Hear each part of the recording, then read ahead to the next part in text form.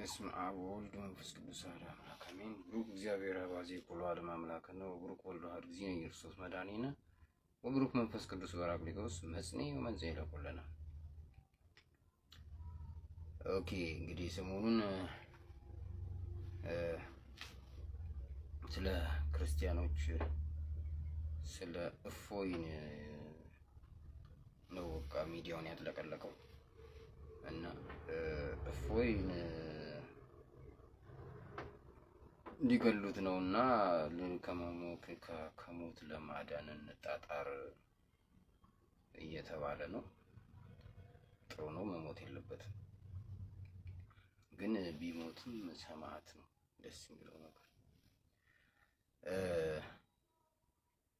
አሁን እኔ ይሙት እያልኩ አይደለም፣ ግን አሁን እፎይ እንግዲህ አገልጋይ ነው። ቤተክርስቲያኗ ሰርተፍኬት አትስጠው እንጂ አገልጋይ ነው። አሁን አገልጋዮች መገደል የተጀመሩት አሁን ነው ወይ ነው የምጠይቃችሁ። ገዳዩስ ማን ነው ነው? እየገደለ ያለው ማን ነው? ዋና ገዳይ ነው? ትልቁ ገዳይ ማን ነው ብዬ የምጠይቃችሁ። በጋሻው ደሳለኝን የገደለው ማን ነው? እንግዲህ ከኦርቶዶክስ ሃይማኖት ወደ ሌላ ሃይማኖት መሄድ ሞት ነው። ሞት ሁለተኛው ሞት ይመጣብሃል፣ ገሃነም ትወርዳለህ፣ የዘላለም ስቃይ ነው። እንግዲህ በእኛ እምነት አሁን በጋሻው በገሃነም ነው ያለው። ብዙ ሰባኪያኖች በገሃነም ነው ያሉት፣ ብዙ ዘማሪያኖች በገሃነም ነው ያሉት ብለን ነው የምናምነው። ወደ ሌላ ሃይማኖት ሄደዋልና ወደ ሌላ ሃይማኖት እንዲሄዱ ያደረጋቸው ግን ምንድን ነው? ከኦርቶዶክስ አስተምሮ ውጪ አስተምረው ነው ሰባኪያን? ከኦርቶዶክስ አስተምሮ ውጪ ዘምረው ነው ዘማሪያን? አይደለም። ከተመለሱት የሰማነው መልሳቸው ያስታውቃል። ምንድን ነው ያሉት? ኢየሱስ ማለት አበዛችሁ፣ የቅዱሳን ስም አጠሩም እንትስየው ምናምን ተብለን ታድሶ ሆናችሁ ታግዳችኋል ተባል። ስለዚህ ከኢየሱስ በላይ ማንም የለንም ብለን ወጣን ካሉት አንዱ ማን ነው? እዝራ ነው። እዝራ ዘማሪ እዝራ ሰምቼዋለሁ። እውነቱም እሱ ነው። እዛ ከሄዱ በኋላ አስተምሮ ቀስ ብሎ እየተቀየረ ከኦርቶዶክሳዊነት ወደ ፕሮቴስታንትነት፣ ለምሳሌ ያው የቃለ ዓዋዲን ብንመለከት ገና ቃለ ዓዋዲ ሲመሰረት ኦርቶዶክስ ነው ነበረ። ግን በሂደት ምንድነው የሆነው? አስተምሮ መናፍቃዊ ሆነ። የቅዱሳን ምልጃን የማይቀበል ለቅዱሳን መዘመር አያስፈልግም የሚል ሆነ። ለምሳሌ እኔ እዛ ሄድ ነበረ ልክ እንደተባረሩ እና ምንድነው የሆነው? ቀስ በቀስ እንዴት እንደሸረሸሩት ማሳያችሁ። አንድ ሰባኪ ነበር። ምንድነው ያለው? በስራዬ የት ይሆን መግቢያ የሚል በስራ እንጸድቃለን የሚሉ ናቸው ብሎ ሲያስተምር ሰማሁ። አቤት የዚያን ጊዜ ክርስቶስ ሲመጣ ትንሹም ትልቁ መድረሻውን ሲያጣ የሚሉ ሰዎች ያልዳኑ ሰዎች ናቸው አለ። ስለዚህ አሁን ድኛለሁ ማለት ነው እያለ ማለት ነው። እንግዲህ ድኛለሁ የሚሉት እንግዲህ ያው እነማን እንደሆናችሁ ታውቃላችሁ። በስራ አይጸደቅም የሚሉትም ማን እንደሆናችሁ ታውቃላችሁ። ስለዚህ ቀስ ብለው ሸርሽረው ኦርቶዶክስ የነበሩትን አስተምሮቱን እዛው ቀይረው በዛው ፕሮቴስታንት አደረጓቸው። ከዛ ከተመለሱት አንዱ ምንድነው ያለው? ሲገባው ትምህርቱ ሁሉ ነገሩት እየተቀየረ መጥቷል። ከዛ ተመልሶ መጣና ምንድነው ያለው በሚዲያ? እኔ አሁን ተመልሼ አገልጋይ መሆን አልፈልግም ነው ያለው። ምክንያቱም ቤተክርስቲያንን ሳጥላላ ቆይቼ እንደገና ደግሞ አሁን እኔ መድረክ ላይ ቆሜ ሰባኪ መሆን አልፈልግም ነው። በቃ ተመልሶም ኮንፊደንስ አይኖርም። ደግሞ ያልተመለሱት አሉ። አሁን እነዚህ የተመለሱት ሳይኮሎጂካሊ ገለዋቸዋል፣ ሞራሊ ተገለዋል። የአገልግሎት ሞራላቸው ወርዷል። በቃ ምናልባት ምዕመን ሆኖ ነው የሚያገለግሉት እንጂ የቶፕ ሰባኪ ሆነው ማገልገል አይችሉም። ዘማሪውም ቢሆን ይሄን ዘመር ያናት ዘምር ተብሎ ምናምን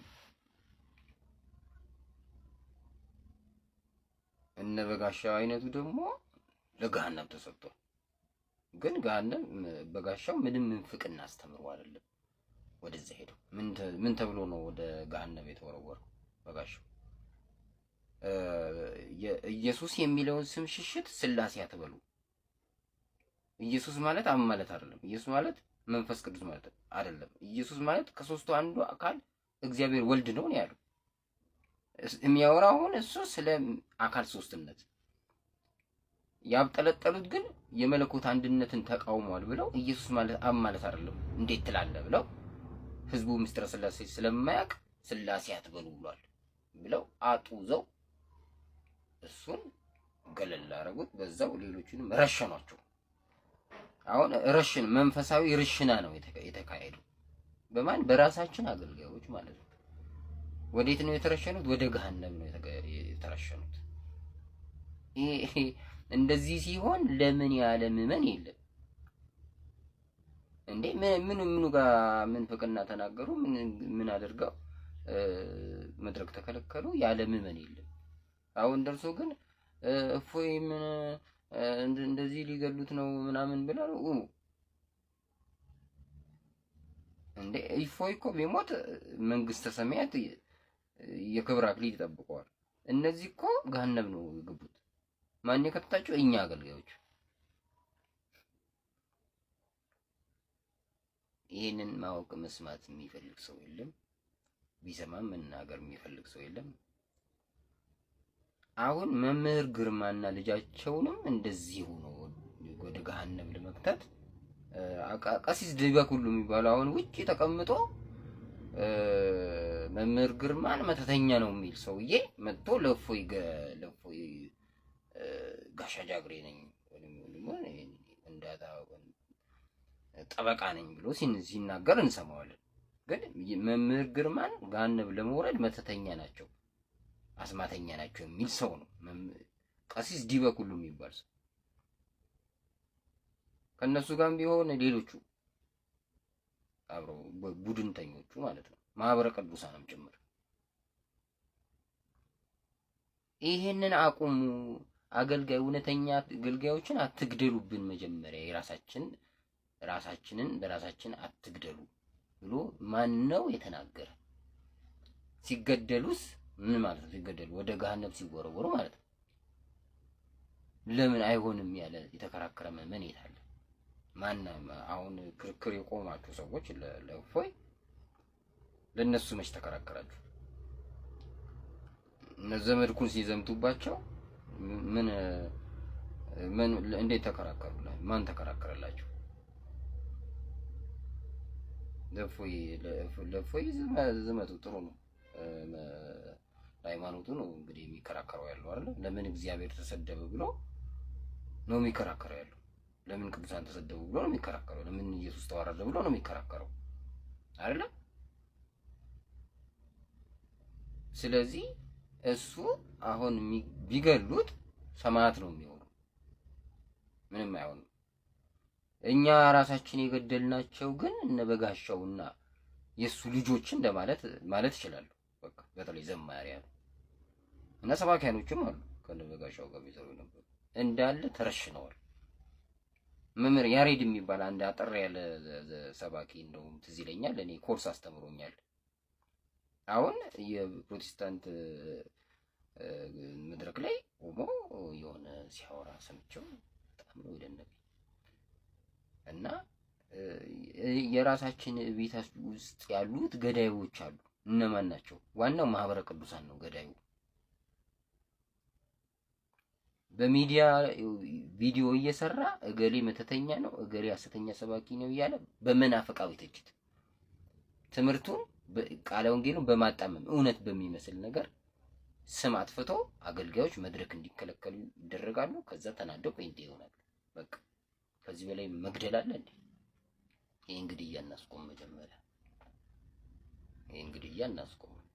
የእግዚአብሔር ስም የተመሰገነ